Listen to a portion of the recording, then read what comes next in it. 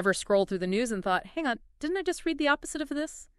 1 minute coffee is adding years to our lives. The next, it's enemy number one. It's enough to make anyone want to ditch the data, right? Yeah.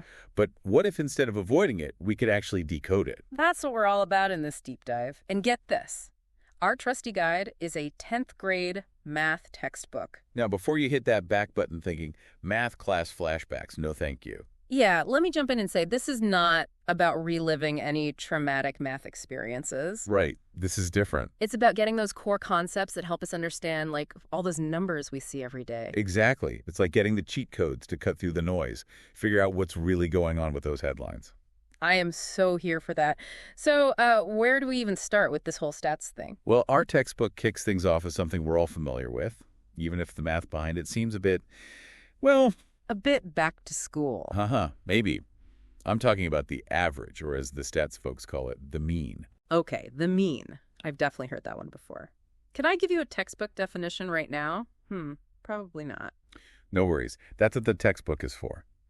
Basically, it's about adding up all the values in, like, a set of data, and then you divide by how many values there are. Remember that example they had with the test scores?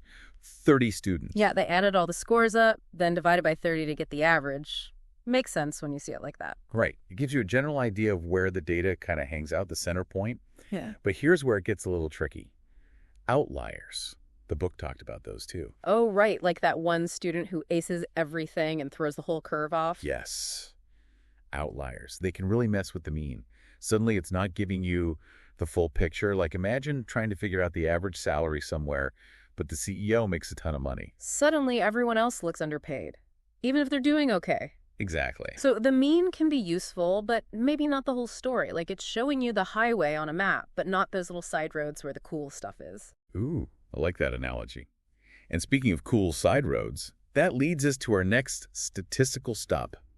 The mode. Ah, yes, the mode. Okay, so if the mean is like the average, the mode is what's trending, the popular thing. You got it. It's all about what pops up most often in your data. Remember that cricket example with the bowler, how many wickets they took? Yeah, each match was different. Right. You wouldn't look at the average number of wickets. You'd focus on the number that shows up most frequently. Yeah. That's your mode. So the mode is like the it item everyone wants. You see it everywhere you turn. Exactly. Okay, so we've got the mean, kind of the center point, the mode, that's our popularity contest winner. What about the median? Where does that fit in? Think of the median as the middle child.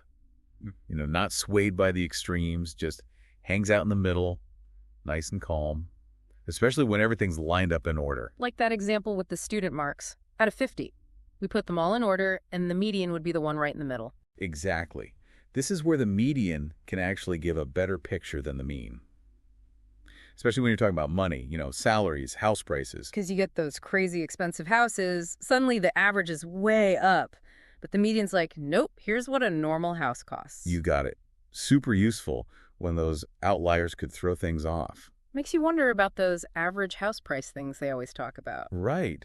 Like, there's more to the story, and that's exactly what we want you to get from this deep dive. But what if we're, like, not dealing with a nice, even number? How do we find that median middle child when it's more of a free-for-all? You're talking about those odd-numbered data sets. But no worries. It's an easy fix. Remember, it's all about the middle after we put things in order. So let's say we've got 101 student scores instead of 100. Same deal. Line them up from least to greatest, and the median is just whatever that 51st student got, right there in the middle. Got it. So even or odd, the median's always holding down that middle ground. Exactly. And here's something the textbook really emphasized. There's no best when it comes to mean, median, mode. It all depends what you're trying to figure out from the data itself. Okay, that makes sense. But, like, give me an example. How do I decide which one to use when? Sure. Imagine you're looking at house prices in, I don't know, some fancy city. That average might be super high because of a few mansions, Yeah, right? totally skews it. But the median would tell you, hey, this is what a regular house actually goes for. Much more helpful when you're not in the market for a mansion. Yeah, exactly. But now imagine you're like a clothing store.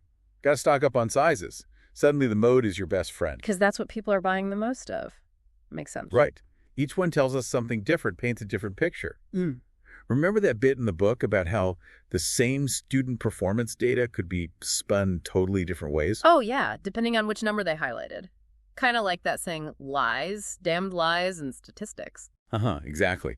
But hopefully, after this deep dive, you'll be spotting those statistical tricks a mile away. No more misleading averages for us. Now you're getting it. Don't just take the numbers at face value. Got to think critically.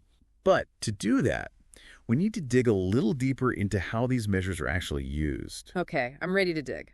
The book also mentioned something called grouped data, and that sounded kinda intense. You're right, it does get a bit more complex, but don't worry, totally manageable. This is where things get really interesting.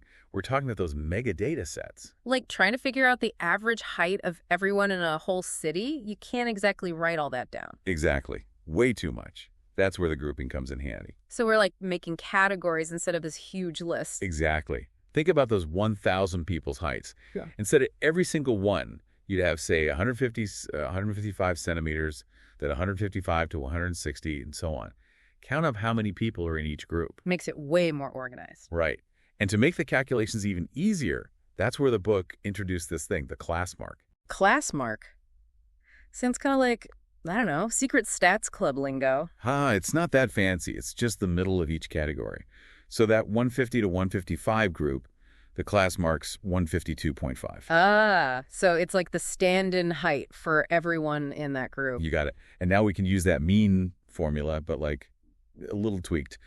We multiply each class mark by how many people are in its group, add all those up, then divide by the total number of people. Okay, so it's like finding a shortcut through the data jungle. Exactly. That's what's so cool about statistics. It's all about finding these clever ways to make sense of even the really big, messy stuff. This deep dive has definitely given me like a whole new respect for the work that goes into all those stats we see every day. Yeah, it's easy to just glance at the numbers, but there's usually a lot more going on behind the scenes. Right.